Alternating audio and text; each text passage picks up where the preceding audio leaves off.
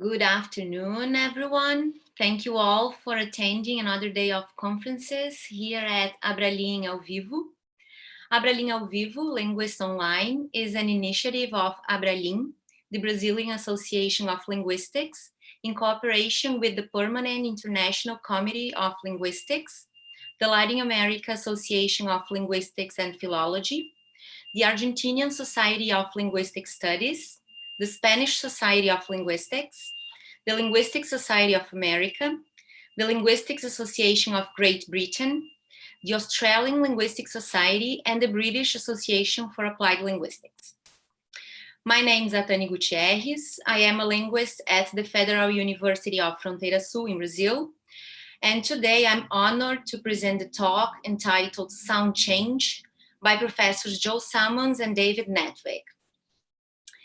John Salmons is a professor of language sciences at the University of Wisconsin, Madison. He edited Diachronica, International Journal for Historical Linguistics, from 2002 until 2019. He is the author of A History of German, What the Past Reveals About Today's Language, Oxford 2018, and Sound Change, forthcoming by the Edinburgh University Press. His research focuses especially on sound systems in terms of language change and linguistic theory. David Natvig is a Marie Sklodowska-Curie Fellow at the University of Oslo Center for Multilingualism in Society Across the Lifespan. He holds a PhD in Scandinavian linguistics from the University of Wisconsin-Madison. His research focuses on phonological theory, language contact and multilingualism, and language variation and change. Thank you very much, Professor Salmons and Natvig. Now the word is with you. Thank you so much. And that is not the usual conference thank you. This series has just filled a huge void for our community at a really difficult time, and we're really grateful for you doing it. We really appreciate your work, and we're delighted to have a chance to participate. I am going to share my screen.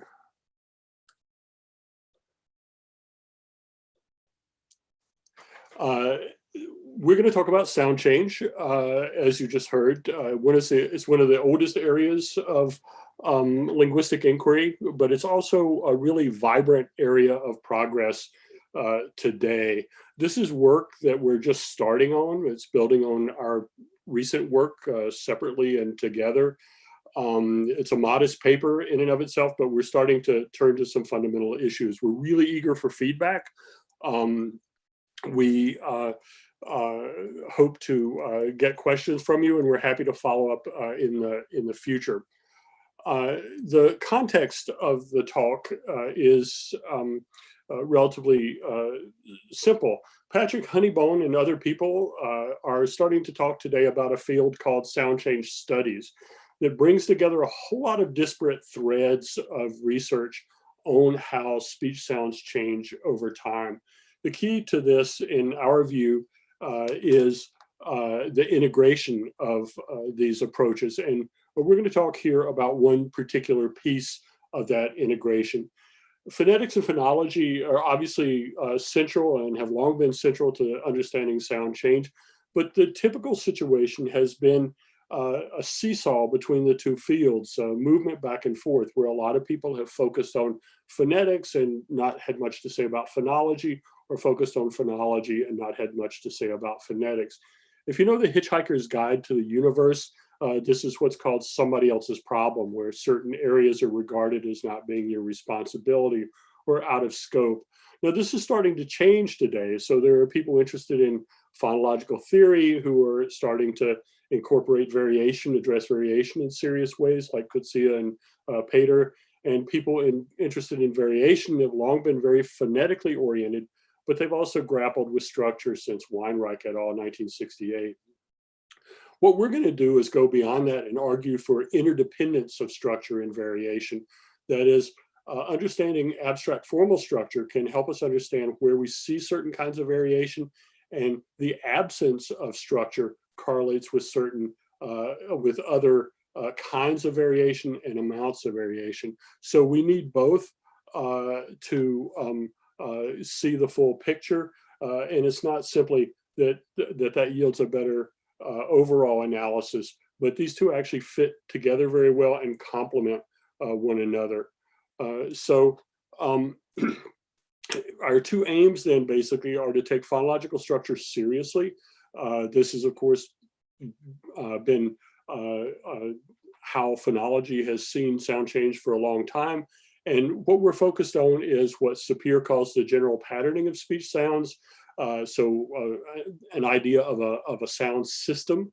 And it's one that Drescher, whose work we'll draw on heavily here, says assigns a key role to abstract cognitive structures.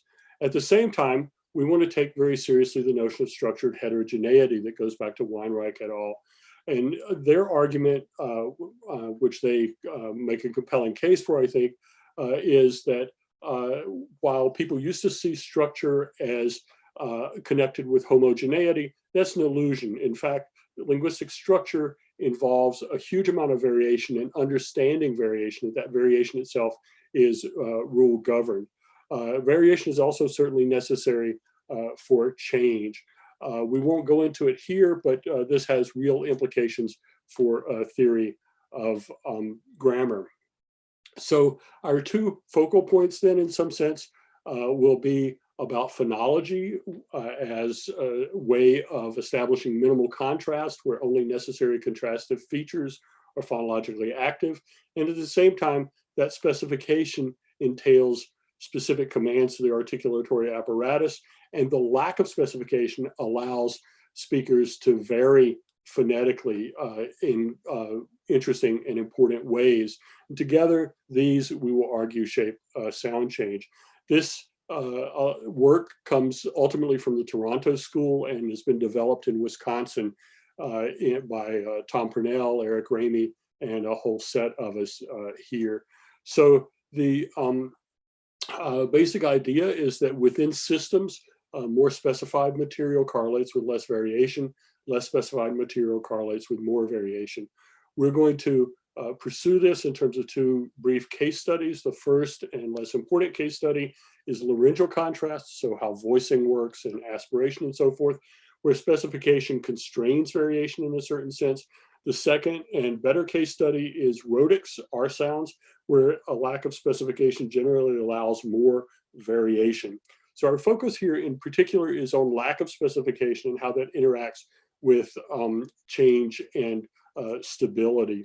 We're going to draw our data from one part of the United States, a northern state, the place where David grew up and where I am right now, a place called Wisconsin that's on the two of the Great Lakes.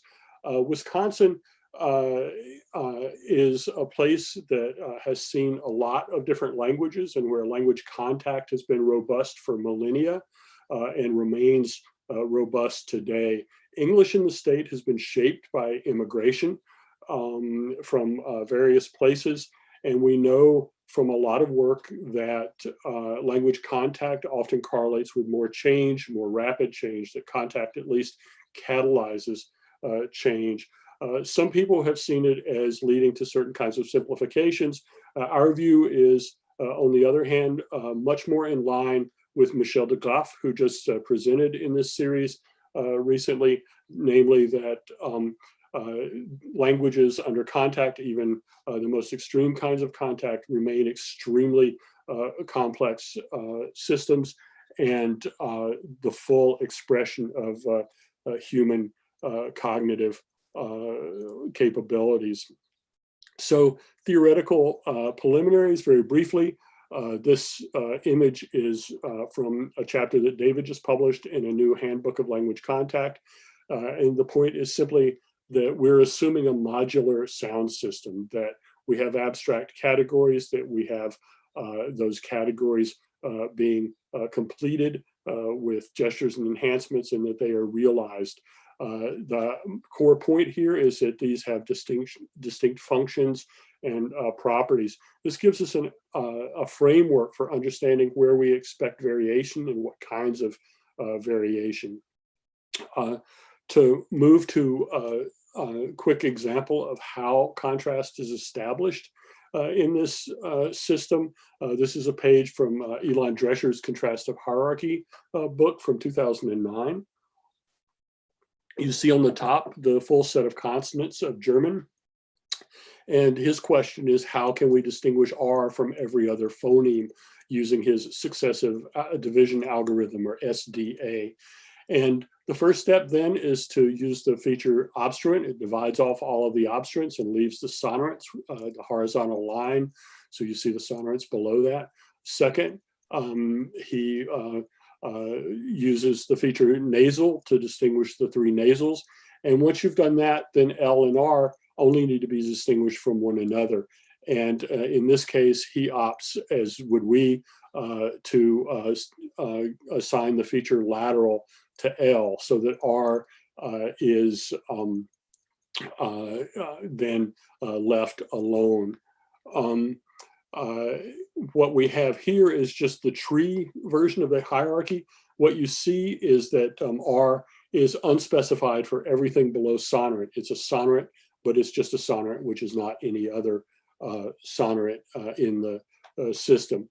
So I've already briefly introduced the contrastivist hypothesis that the phonological component operates only on features that are necessary to distinguish phonemes. Those features, crucially, are active if they participate in phonological processes. You take an introduction to linguistics type example. We have in English and many other languages place features where we have place assimilations, for example, with prefixation in English, where coronal or alveolar nasal put before a labial consonant will assimilate that labiality. So labial spreads in that sense. And so that's the simple sense in which we are saying that labial is active here. To turn to the first example that we'll deal with, most languages of the world, many languages of the world, have a contrast between sounds that are written typically as PTK and FS and so on, or BDG, or V and Z and so on. And currently there are 4 different ways that people might talk about that distinction. They are, first, that PT and K in languages like English and German that show aspiration can be marked as spread. That is a command to spread the glottis, open the glottis, so that you get aspiration and you specifically don't get a glottal pulsing. And with that view, you can treat the BDG series in 2 ways. You can say that it's minus spread, so that you have a binary feature value, plus or minus spread, or, as we're going to do, you can say that spread is marked and the other member of the pair, the BDG type, is simply unmarked, that it has no phonological specification. You can do the same thing with voice, where you can say that BD and G are plus voice, which would be the analysis that we would have for languages like Portuguese or Polish. And likewise, you can have a binary description there, plus and minus, or you can have a privative description there, where you have voiced and an empty unmarked PT and K. Our analysis, it's already clear, is the second one. That is that for English and Norwegian, the system is spread versus nothing versus an empty slot. This view is called laryngeal realism. It's been around since the 1990s, but it goes back a very long time in certain linguistic traditions. How do we decide between these 4 options? Well, we do it by phonological activity. And this will make predictions about what does and does not occur phonetically and phonologically. So the tree is a very simple tree. We're assuming that obstruents are either marked for spread or have no markings, so are privative here. To show a simple example of phonological activity, simply use the case of past tense and possessive and plural markers in English, where since Zwicky in the 1970s, people have posited an underlying D for the past tense and an underlying Z for the plural and the possessive. As you can see here on our analysis, forms like jogged have no specification in either the G or the D, so that you end up with jogged. In the case of walked, you start with a K plus a D. The K is marked for spread, and the T then is a reflection of assimilation there. You see the same with the examples from the possessive forms and the plural forms work like that as well. So these are cases of rightward spread. We also have some limited leftward spread in English, and derivation, maybe not a phonologically active process, but things like describe, description, the voicelessness of the T, the forced nature of the T triggers assimilation of the B to a P. And in rapid speech, we get things like have to and has to. We don't have to and has to. So what we have then is phonological activity. In this case, it's very robust in one direction and happens in the other direction to a more limited extent. In a new, just barely published handbook article, I gave this typology of the Germanic languages, where spread languages and voice languages appear phonetically and phonologically. A lot of work on laryngeal realism has assumed that the surface phonetics are really the critical aspect here. That is, if your language has aspiration on PTK, it's a spread language. If it has glottal pulsing on BDG, it's a voice language. In fact, that's not enough, because a lot of spread languages actually have some voicing dialectally in my own dialect of English and in Swedish and in some kinds of Norwegian and so forth. There's the bottom half, the role of aspiration in voice languages is simply not well explored yet. Instead, we see the crucial thing as being, again, phonological activity, where the spread languages show assimilation to spread, like I just illustrated with English, and voice languages show regressive voice assimilation. Finally, there is a pattern famous in some languages in the family of final neutralization, so that differences between things like his and hiss are neutralized to something like hiss. You'll see that that covers both types here, and we will come back to that in a moment. So to our first example, it goes back to what I just mentioned. English, as we've argued, has spread here. Some parts of Wisconsin, which were once German-speaking, not very long ago, a couple of generations ago, German-speaking, are beginning to neutralize pairs like his and hiss and hid and hit. This is probably German influence.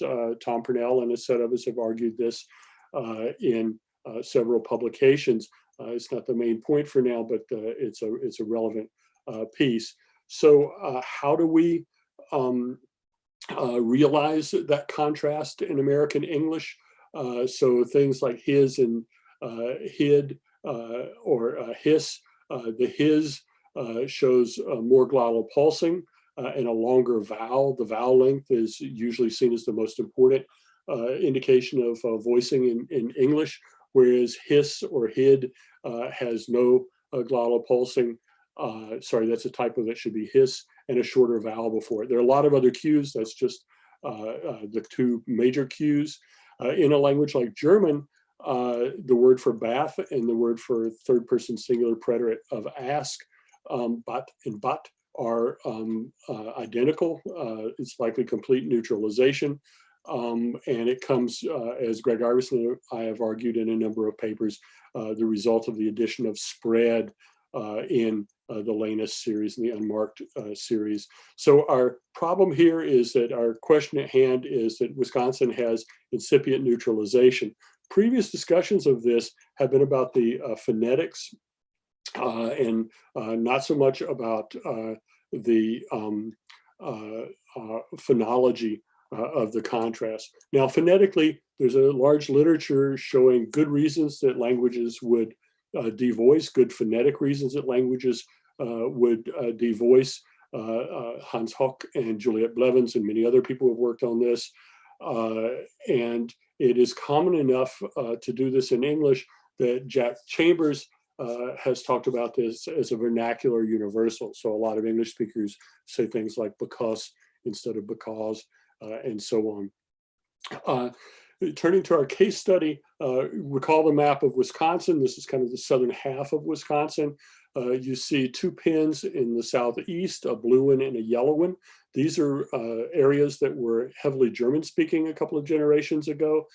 In contrast, the ones on the right, the purple and the red pins, are areas that were never German speaking. The green is in the middle. We're not going to talk very much about that here today. So the East and the West will be our focus. If you look at tokens from our Southwestern speakers, here's an example of Southwesterners saying cheese. This work was done by a whole set of our students. The field work was done by a whole set of our students over a period of several years. You see that the cheese is pretty clearly voiced. It's got all the hallmarks of voicing, so it's a real Z. If you go to the southeast, to one of the Milwaukee suburbs, you'll see that we have an S sound there. So the speakers are saying cheese instead of cheese for this word. So that's what a couple of tokens look like.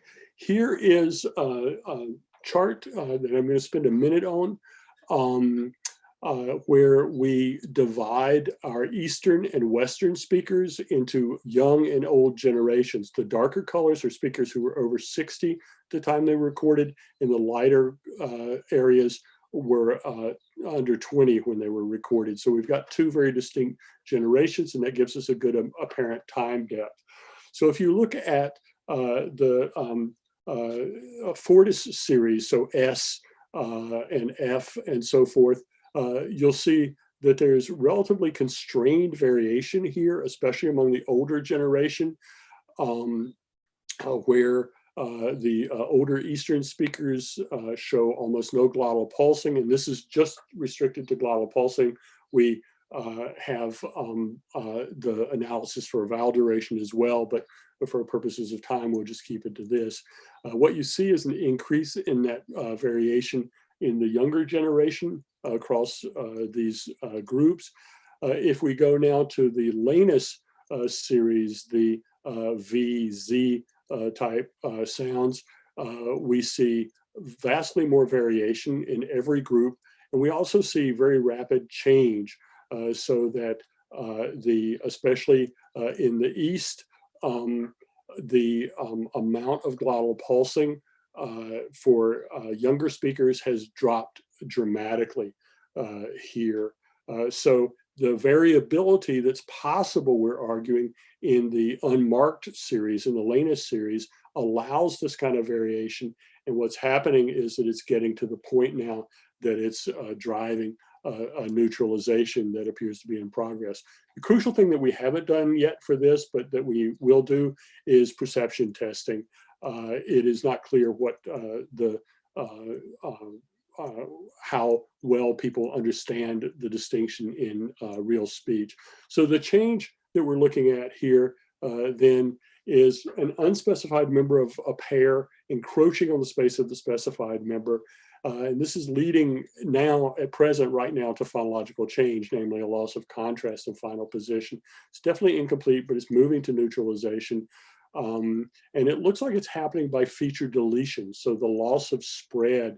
And remember that in German, we figure that that's the addition of spread. So what looks like a German-influenced pattern is coming out superficially like German, but at an abstract level in terms of the sound system, it's a very different process. So it's a rule emerging now and being added to the grammar, but it's a very different rule than the rule that German has in this context.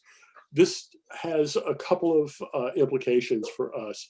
The active spread specification corresponds to less surface variability, so there's little or no glottal pulsing, but in the absence of that featural specification, we get very variable glottal pulsing. And we're arguing that phonetic variation allows and drives incipient phonological change. And with that, I'm going to turn it over now to David.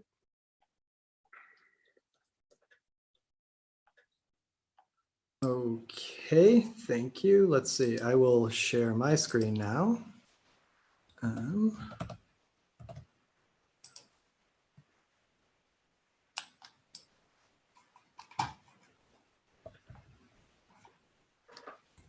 How's that? Is that the right screen?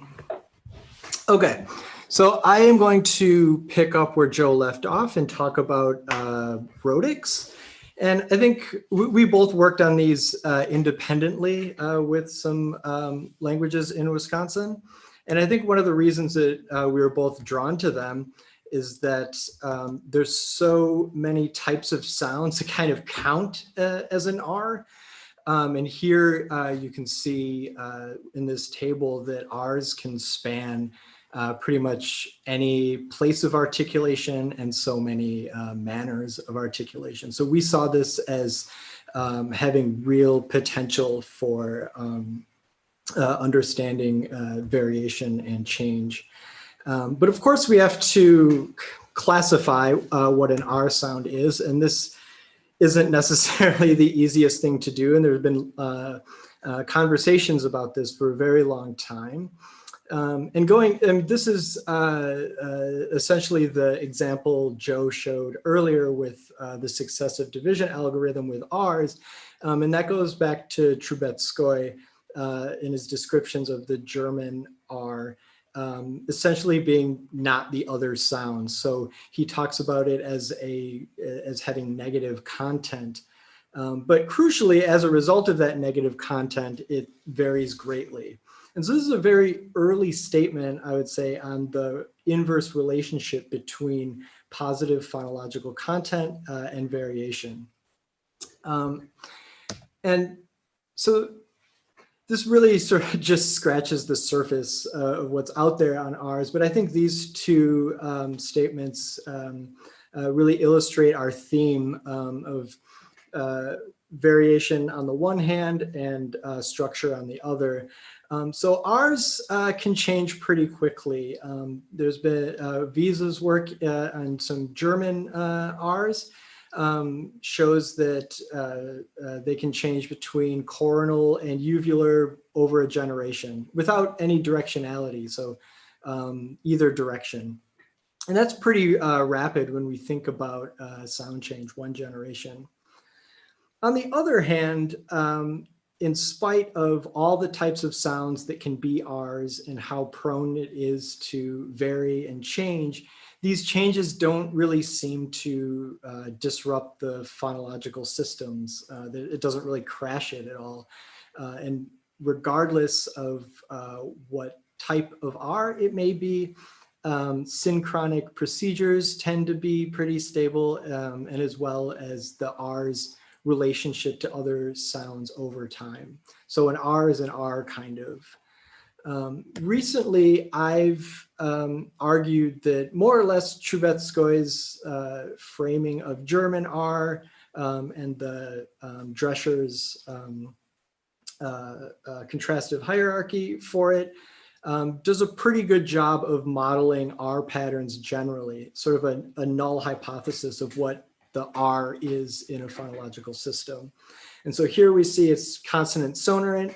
And then beyond that, it's the unspecified member of contrasts in a privative system. And in doing so, we can explain why so many types of there are so many types of R's, and why changes in the surface form tends not to disrupt the phonological system, because there's no specific instructions for place or manner in the phonology. So nothing needs to be altered. However, there may be language-specific reasons to have R's with positive phonological specifications, specified features, and those include languages with multiple R's where you need to have features for contrastive purposes, and then languages that have clear active spreading rules from an R that would be an indication that it's specified for a feature. So I'll talk about the data I'll be using. This comes from an American Norwegian heritage language from Coon Valley and Westby in western Wisconsin. These are neighboring communities that they have a rich history of English-Norwegian bilingualism. And I originally started looking at this because I was interested to see if they adopted an English-like R, an approximate R, more frequently as the community shifted to English.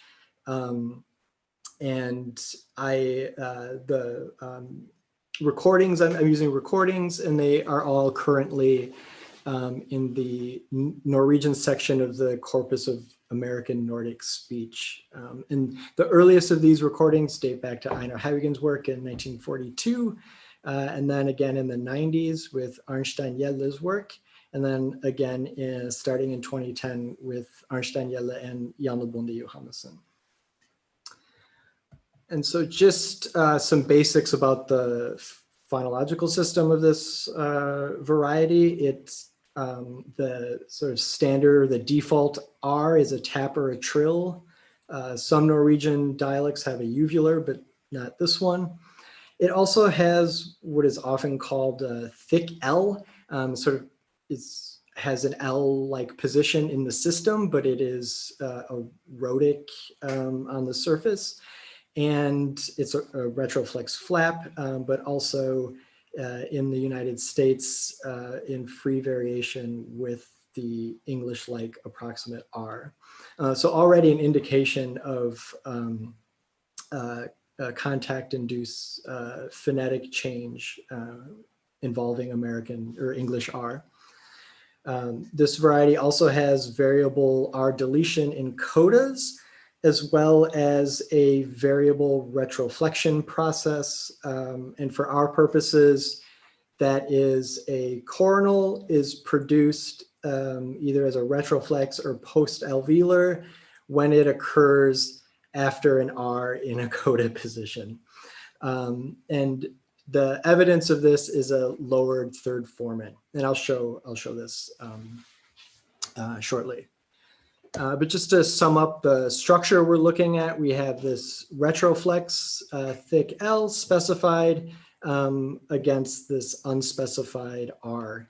And of course, we expect to see these phones for the retroflex flap phoneme, but we'll be looking at these phones for the R. So the tap or trill, a null allophone in when there's deletion, this drop in the third formant for retroflexion, and then the approximate R. And this is what they look like.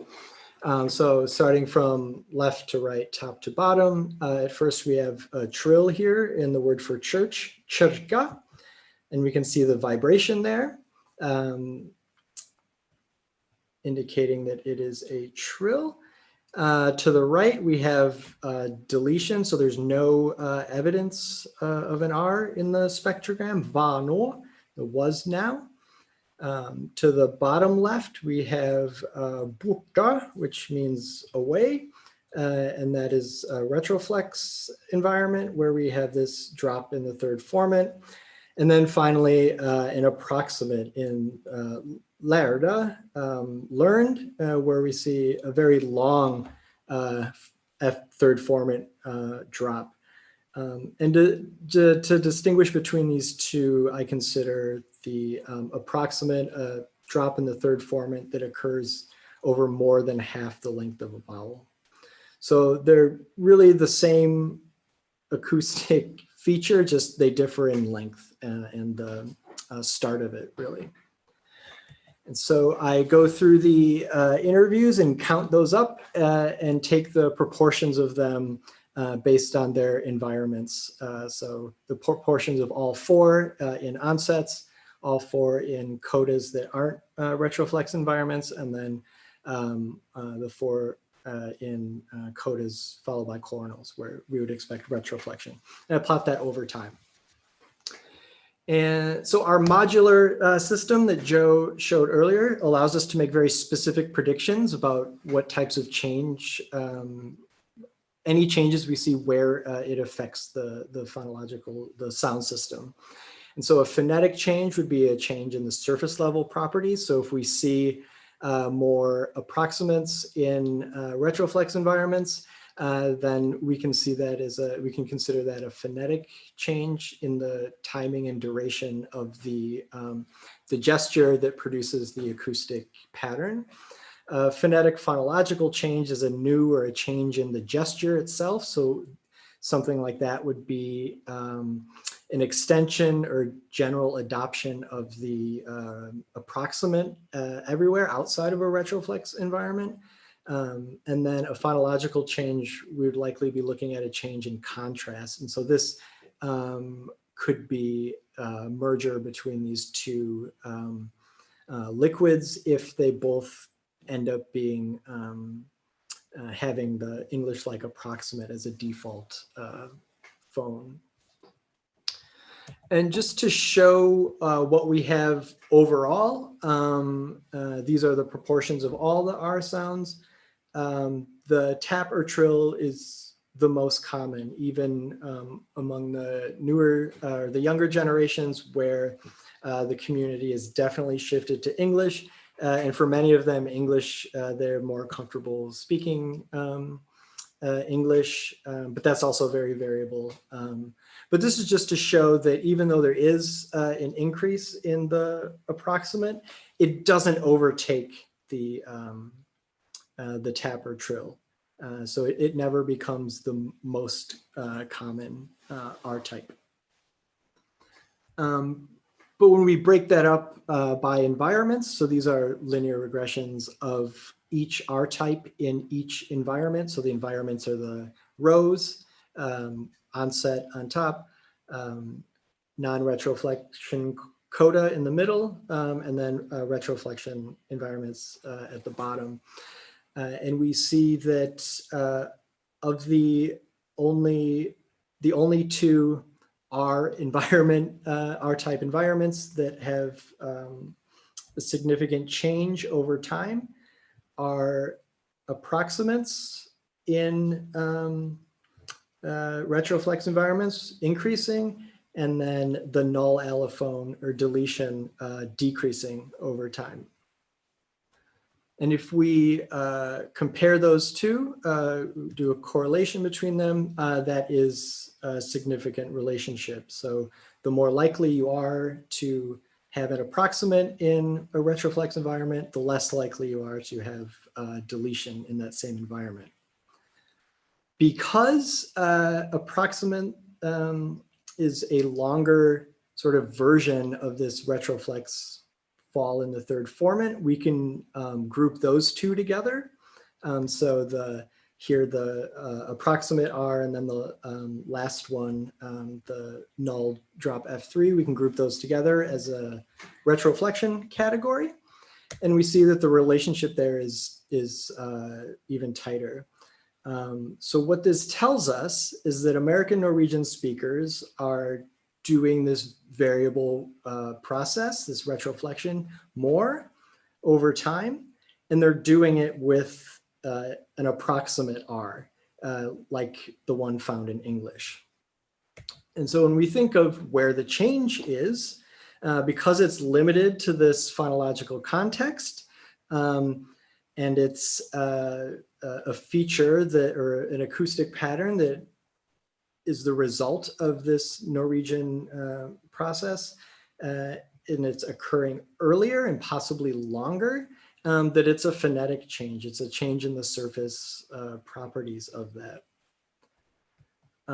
So the tap or trill is relatively stable, especially in initial positions and onsets. It's almost always that. There are a few wrinkles there, but almost always tap or a trill. There's more reflection, retroflexion, less deletion over time. And if we consider this a contact-induced change, the Norwegian phonological system remains the same, right? It keeps the contrast, it keeps the processes, but they may be influenced from English based on how they implement those processes. So they're still doing the Norwegian work, but there may be an influence from English into how that work gets done.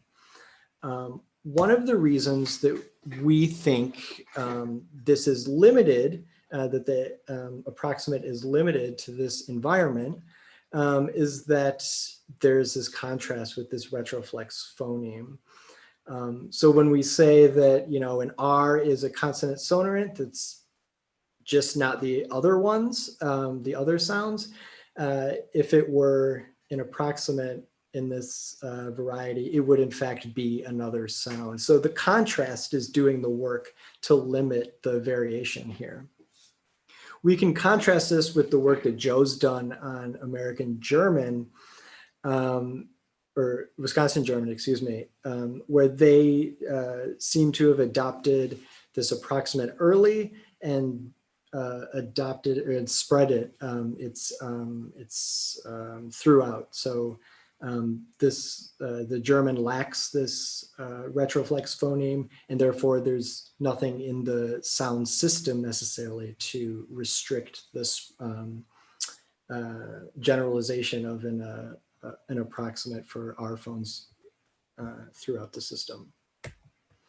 So we see generally that R's are incredibly variable, but that variation is within the contrastive system.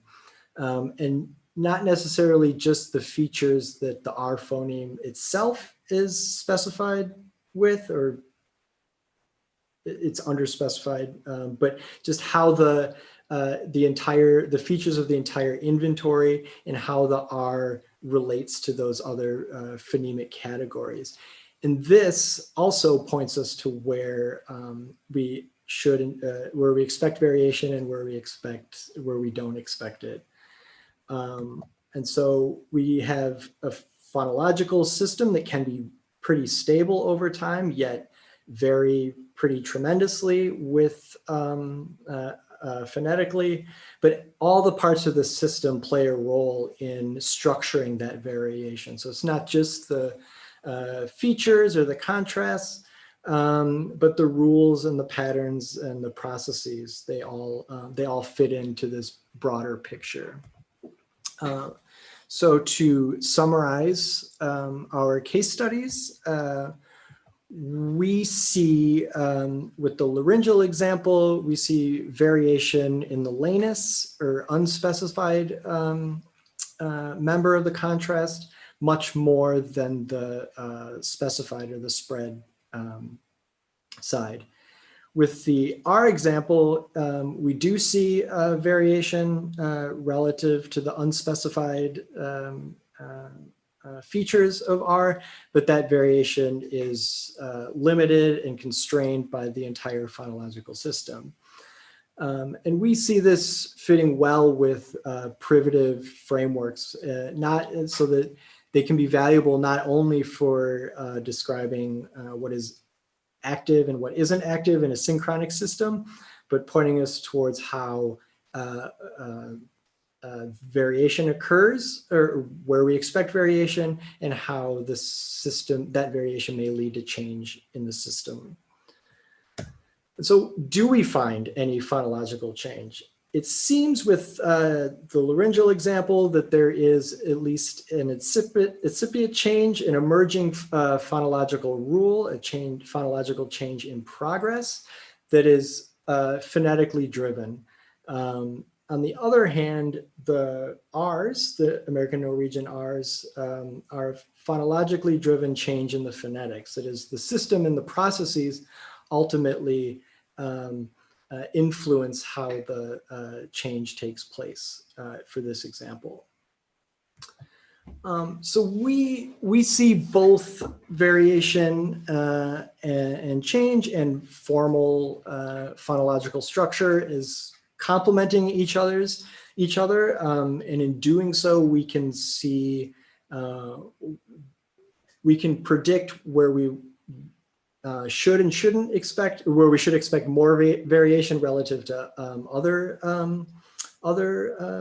sounds, and also what variation has the potential to do, has the potential to change within the system.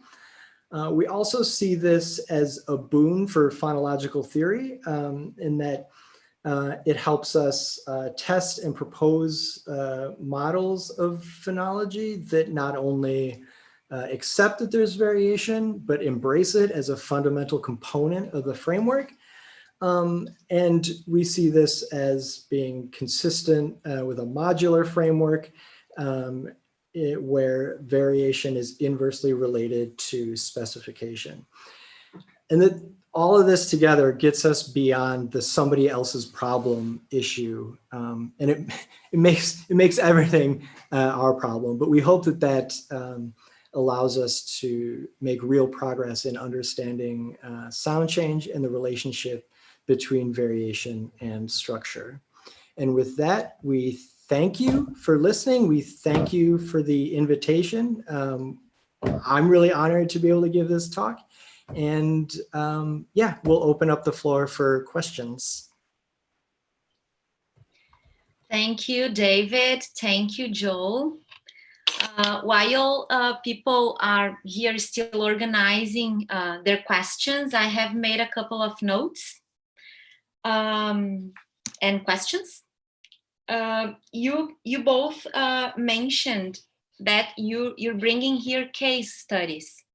Is that because there is a reduced number of data you analyzed, or because the number of informants were smaller than the usual social linguistics quantitative analysis? I can start, and then David can chime in. David is absolutely right that many of the speakers today are English dominant. Many of them have not used their heritage languages for generations. So we've worked with people who are in their 70s and 80s and 90s who, when we first meet them, say, oh, I haven't spoken German, I haven't spoken Norwegian, I haven't spoken Swedish since I was 15 years old.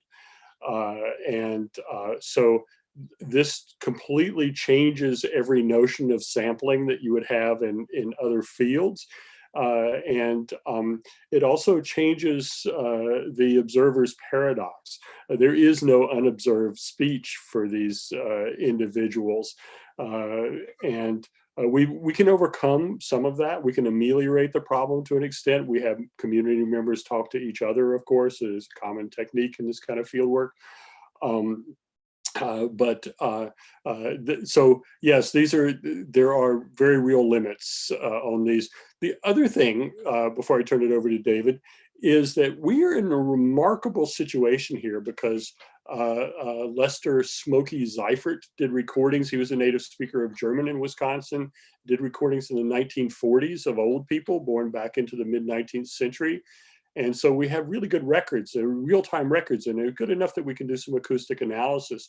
And as David mentioned, Einar Haugen and others did very early field work with the Norwegian speaking communities. So we have real limitations, and those are a concern to us. But at the same time, we've got some remarkable resources that we're really delighted to have. And how different would your conclusions be in case you had a more number of data? Do you think it would be different from what you presented? Because you indicated some movements to change what is phonetically driven, what is phonologically. Do you think if there were more data to analyze with all these apparatus we have today, do you think your conclusions would be slightly different, or? I'll let David speak to the Norwegian example, but with the English example, I think it's just going to be another generation. that one of the exciting things about the study of language change in progress is that we now we're seeing stuff at a very early stage. We can document in recordings, historical recordings and contemporary patterns. We can essentially document the beginnings of this pattern, this change. So our earliest recordings, even in southeastern Wisconsin, don't show anything like what we're seeing today. So we can watch this from the point at which it begins. And so what we need for that case is another generation.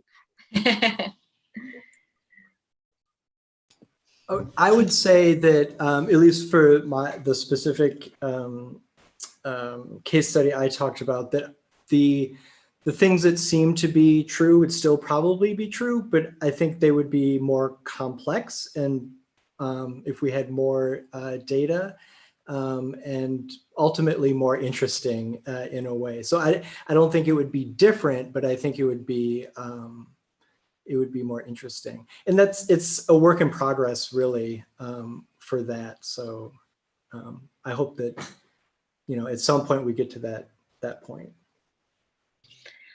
We have a question here from Denise Posani. She asks, do ease of articulation play any role in phonetically driven variation and change? How can this type of research acknowledge this phenomenon? David, do you want to take that? Sure. I think it plays a role. And I think that, how do I say? If something is unspecified and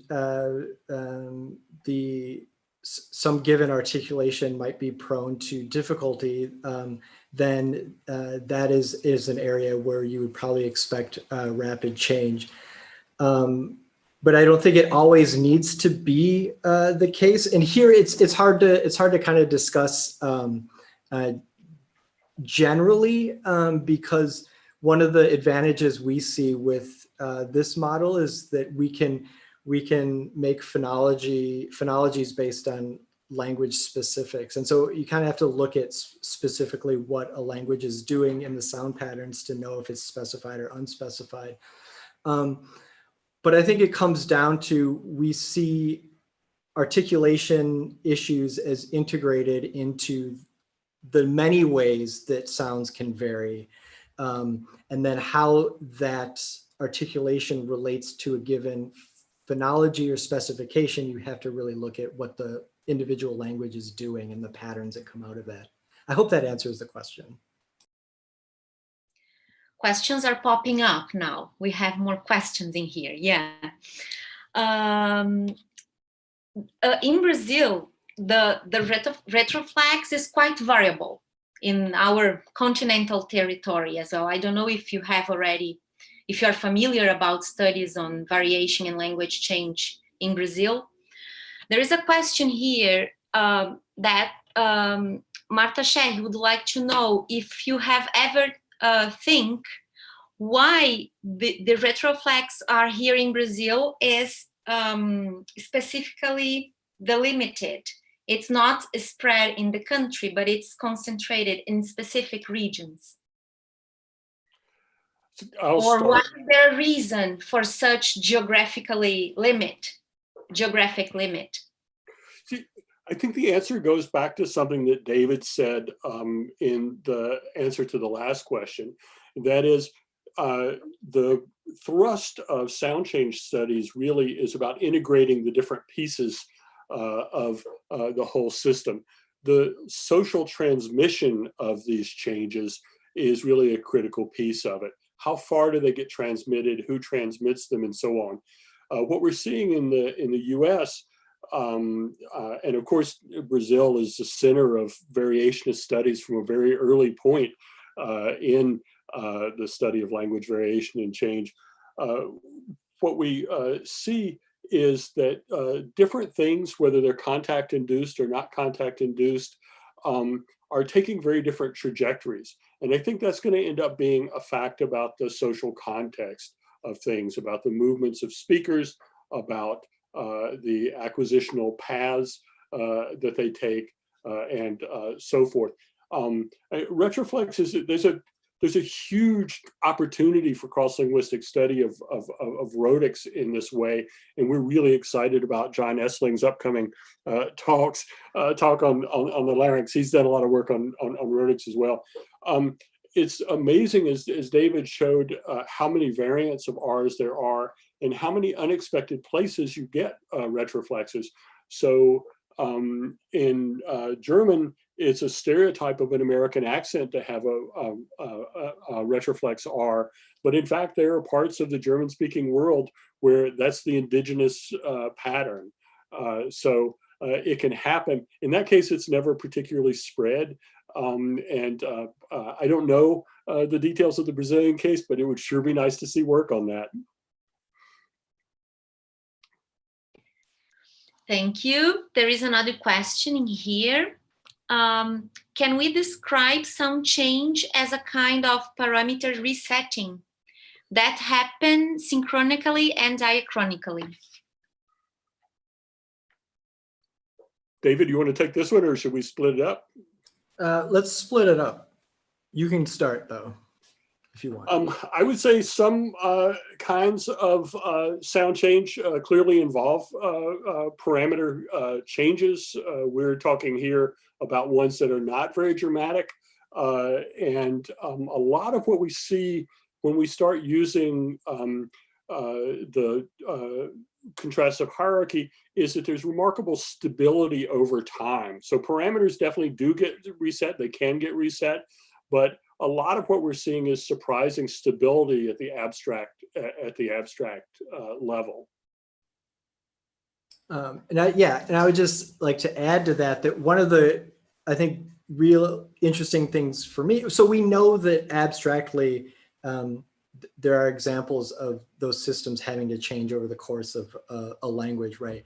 And so one of the interesting things for me is to see at what point does a system kind of crash in a sense and needs to be reorganized, and how does that happen? It's assuredly an acquisitional thing where things are reanalyzed, but like Joe said, we're doing sort of the things we talk about are pretty incremental and not system destroying. But yeah, so that's kind of the next step in figuring out how to encode, or how to work that piece into our framework here. It's a really good question, and that's something that we will definitely, we're starting to write a paper on this, and we will absolutely give an example of that kind of change.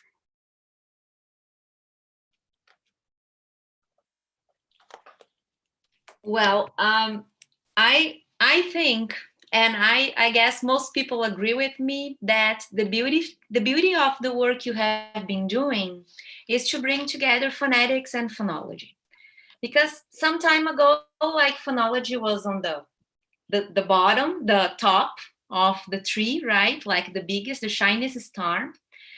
And now there is a boom in phonetics and different approaches and proposals. Some of them really, well, I'm not going to use any adjective because I'm afraid to use a bad one, but some of them, like, they even kind of disconsider the role of phonology or any kind of abstractness. They only keep the analysis at the level of the surface. So once you bring that, well, there is something in here that processes, and then it works on, it's based on input, and then something that happens outside when we produce language, and then the different levels of articulation between phonology and phonetics and phonology. I think it gives room to a lot of different investigations, especially in the area of variation and change, right? I think variation and change is really suitable for this kind of approximation between phonetics and phonology. I don't know if you want to do any comments on that. Thank you. That's beautifully said, and that exactly is the spirit in which we're operating. I mentioned the notion of somebody else's problem at the beginning, which I had not thought of in this context until James Kirby from Edinburgh said, well, you're really talking about everybody declaring something to be somebody else's problem. And I think it's right. You can make a lot of progress by just looking at the phonetics, not assuming abstract structure. You can make a lot of progress assuming abstract structure and ignoring what the phonetic realizations are.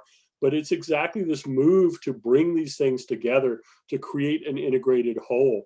And I really think this is a case where the phonological theory gets richer by the incorporation of phonetic data, and vice versa. We'll end up with a better understanding of where phonetic variation does and does not happen if we're looking at it like David did in the rhotics case in the context of phonological theory. So thank you.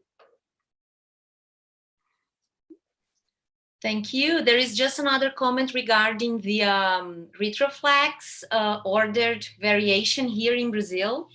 The retroflex R is usually stigmatized here in Brazil, but recent studies have proven that there is more and more people in different regions in Brazil producing retroflex. It's kind of increasing, and the hypothesis is that it is geographically ordered. So our questions regard on what is the origin of this ordered, this limit on the geography of the phenomenon? I don't know the answer to the last question, but that phenomenon itself is a wonderful example of how we see change, especially sound change, happening that cuts against standard language ideology and standard language forms.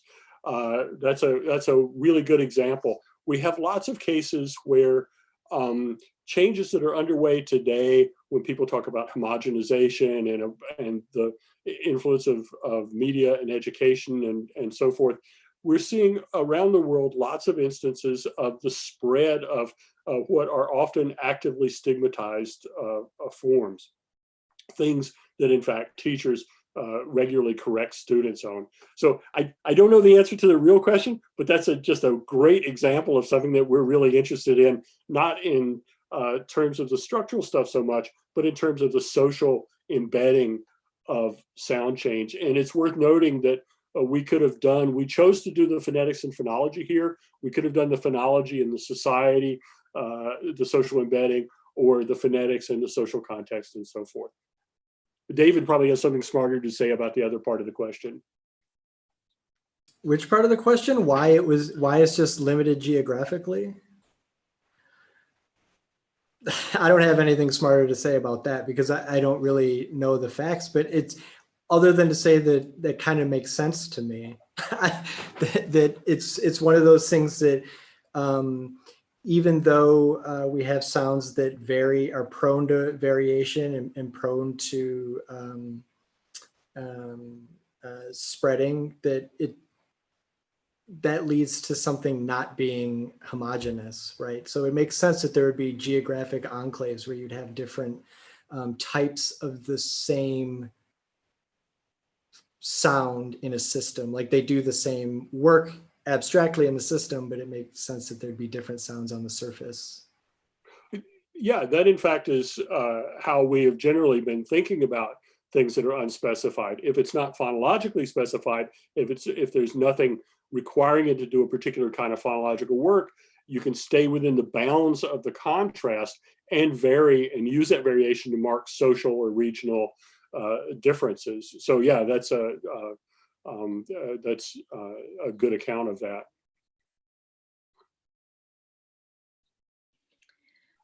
You also mentioned something about testing perception. If I didn't misunderstand, it's a part of your research that you haven't done it yet, right? Correct. Do you have any ideas on the experimental design of the perception testing yet? Or you're still working on that? Well, I think what we want to do is to start testing variability in final coda distinctions and sort of SZ along a scale, just manipulate codas, and also take some naturally occurring forms and see where people can hear a distinction and not hear a distinction. Because from the speakers that we've worked with, these things are variable. And it seems that most of them can hear the difference. So just informally with colleagues and in classes, if I play people tokens like these, they can generally hear, except in the most advanced speakers, they can hear, oh, that was supposed to be the word bed, B-E-D, that was supposed to be the word bet, B-E-T. But I think we're getting to the point where there is merger in perception with this, and that's just something that we don't know yet. So there are a lot of ways of getting at it, and I think we want to use a range. I'd also like to know, going back to the issue of social interpretation of sound patterns, I would like to know how people see this. This does not seem, as far as I can tell, to be socially stigmatized, even though it's a considerable deviation from the way that most Americans speak English. People do it, and in the parts of the state where it's really widespread, I've pointed out to people, oh, do you realize you just said his instead of his? And they'll laugh and say, yeah, that's because I'm from Sheboygan or from whatever town they're from. I don't sense any social, any big ideology associated with this. So I think there's a wide range of stuff beyond the discrimination task that you would start with. I want to know what the social evaluation of this is. So is this something you think old people do? Is this something you think young people do? Does the speaker sound educated or uneducated, rural or urban, and so on? So it really ties back into the earlier questions about retroflexion in Brazil. And I think it shows the kind of the whole package of sound change studies that we want to, that we're aiming for. At some point in your presentation, you showed us a model of phonology and then the interaction between phonetics and phonology and then phonetics.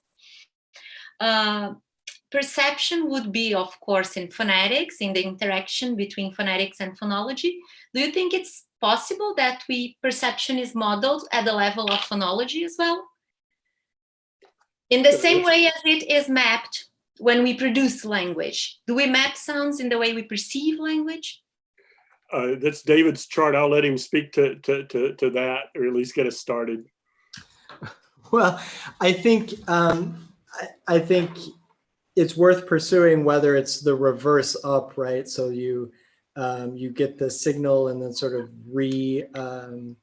what's the word I'm looking for? You re-engineer the phonological structure from that.